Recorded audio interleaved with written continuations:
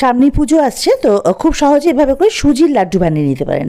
এটা ভোগ হিসেবে দিতে পারেন, আবার নিজেরা খাওয়া যেতে পারে। খুবই ভালো লাগে খেতে, বানানো খুব সহজ।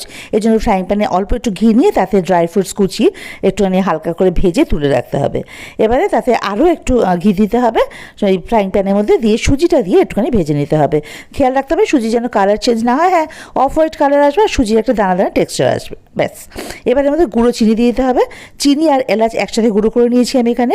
গুঁড়ো চিনি দিলে চিনিটা তাড়াতাড়ি গলে যাবে, চিনি গলার জন্য বেশি সময় লাগবে না, আর এলাচে ফ্লেভারটা ভালো আসবে।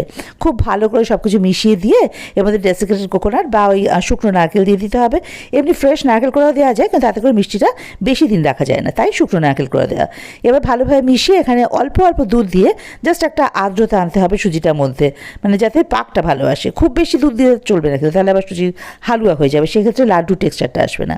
এবারে সুজিটা নামিয়ে ঠান্ডা করে তাতে ড্রাই ফ্রুট যেগুলো ভেজে রাখা হয়েছিল সেগুলো মিশিয়ে এবার রেখে দিতে হবে। যে ভালোভাবে ঠান্ডা হয়ে গেলে সুজিটা, তারপরে যেভাবে লাড্ডু করে আর কি, সেভাবে লাড্ডু পাকিয়ে নিন। হয়ে গেল আমাদের সুজির লাড্ডু। এবার ওপর থেকে একটুখানি শুকনো নারকেল করে ছড়িয়ে দিতে পারেন, আবার নাও পারেন, এটা অপশনাল। তবে খেতে ভীষণ ভালো লাগে, অবশ্যই ট্রাই করবেন। আমার মনে হয় এটা আপনাদেরও ভালো লাগবে।